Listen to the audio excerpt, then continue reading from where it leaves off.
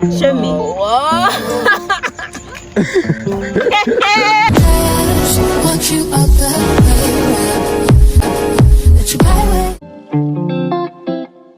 Hi, hello, welcome back to my channel. This is Patient. Today we're talking about a little bit about adulting basics, things I don't tell you about adulting. Basically, a quick backstory. So as a medical student, I finished my papers yesterday. I felt like the day after finishing would be the right time for me to relax, do laundry and all of that, but I had things to do that were on my neck, like including shooting this video.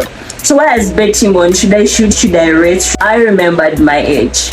I don't know if this is something that happens to everyone out there, but my age is like a reminder all the time, like get up, something that is supposed to be your problem. So I had to get up and do everything that I was supposed to do, and that's why we actually have this video out today. So I was thinking to myself, as well as I'm struggling to actually have all these things done, there must be other people that also struggle with having things that you really must do, but like you wake up and you're like, no today, no tomorrow, like I'm so tired, maybe I don't want to get out of my bed. So what do you do when you don't feel ready, but somehow you know you must do these things? First things first, understand and accept that what you're feeling is actually normal, but it's temporary. Anyone can go through that. Anyone that is trying to figure out adulthood, how to work, catch up with certain things can feel that way. Sometimes you wake up and you really don't want to show up for certain things, but that shouldn't last for so long, should be temporary. So you have to get out of whatever you're going through and show up for these things still.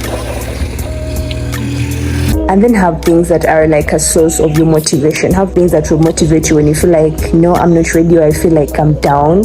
Have those things that will remind you like, hey, you need to wake up and do something. It can be maybe your children, your age, maybe anything that you feel like can motivate you to get going. Make sure you have those, like have them all the time. Maybe it can be money, like you want money, or just have anything that will get you going when you feel like you're down or you're not ready. Create environments that favor you mentally, physically, or emotionally. If you like to read, maybe while listening to music. I used to do that, but I used to listen to my music like at a very low tone. I don't know, I guess you're motivated by create those environments. You feel like you like certain people around, you like do something to actually have them around, you feel like it helps you accomplish those things. It could be maybe people that make noise, maybe love to laugh in between those breaks when you're doing your work, like whatever will make it easy for you to get through certain things that are actually very stressful to you. For starters, do not get stuck in planning. If you heard about analysis paralysis, I think that's the best way I would put it. Most of us get stuck in planning for a month, for a year, 2 years, or 3, and for these really big achievements that we would want to have in life. But then we forget that there are smaller things that we can actually build on to get to those bigger things. Anyone can do planning anyway. Anyone can plan for anything actually. Anyone can plan to be a president or maybe be a doctor. But if you get to look at what it actually takes to get there, it's like you stop thinking about the bigger things and just look at what am I doing tomorrow, how am I going to go to hospital, how am I doing ward round. If you feel like you're not ready, just try to cover that bigger picture, then look at what are the steps that I can go through. Think about the energy you've invested in to get to where you are, and use that as a motivation to actually get going sometimes. I mean, imagine someone telling me to quit medical school at this time. You know how many sleepless nights I've had? You get to hospital and it traumatizes you. People tell you this and this and that. Like you wake up, you're like, man, you've suffered for 1, 2, 3, 4 years. Why do I sound like a motivational speaker? But anyway, that's okay as long as you get a message. And then also the things we tell ourselves in our heads, in our minds, the things we make ourselves believe.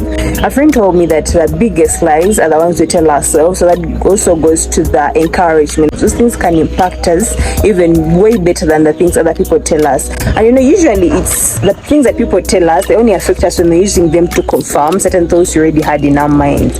So when you're already feeling like, Lord, you're struggling to get through a doubting things, so do not listen to usually most of the negative things, because not everyone will understand you except for you. So get going with what you think like is working for you and just do that. And please make sure to pray about it. Prayer helps everything. If you're stuck and you feel like you can't move on but you need to get things done, pray about it and trust the process. The faith that you have in God will actually push you to get things done. Pray about it if you really feel like you're not sure about it, and you get direction along that way. Try and error. Error is too human, so you're going to learn on the job, but just get up and try out something. Then also talk to your friends. Maybe they can give you advice, one or two things, maybe how they went through about it in case they've been into the same situation, or maybe they just encourage you, maybe say something nice, or maybe just make you laugh and you feel happy about it. Maybe you can get going. So talk to your friends, pray to God, it helps a lot. So when you finally decide to get going, and this is like a first time venture, make research.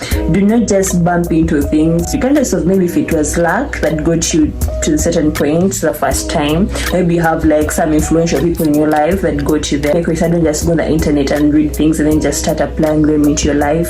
Make sure these things are feasible and they relate directly to your life. I feel like the internet, it's just like how you can ask for advice or seek advice from your friends. Every friend will have a different perspective on how they want you to look at a certain problem, maybe something that you're trying to figure out. But do take all that advice from everyone. Make sure as well as you search about these things, find out who are the authors of these things. Are they, maybe they were book smart, maybe they were like life smart. Find out how did they progress, how did they get into these things. And maybe if it is like a friend or someone that you're talking to physically, try to get like a backstory of how they started. Don't just get the success story at the top and just take it in. And sometimes people will give you what they feel like you want to listen to. I could avoid bringing out my other side of the story, just because I feel like you may not be ready to take it in. So when you're doing your research, make sure you dig deep into certain things. You don't just take the top part. And while you do your research, make sure you find ways to be creative enough, because regardless of how good you are, maybe book smart or street smart, if you don't keep on becoming creative about certain things, other people are going to come in and overtake you. Just imagine Apple stopped producing phones right now. Another company would come up and produce even the same thing, then they just rebrand them, and people would be attracted to things like that. But because Apple keeps upgrading every year, regardless of how good it is, it brings in new products. Find ways to be creative as well as you doing your research. Otherwise, thank you for watching, and please share with us in the comment section, what do you do when you feel very unmotivated to do things that you're supposed to show up for? What gets you going? And don't forget to share with your friends, subscribe or even like, and until next time, I'll see you in the next video. So bye.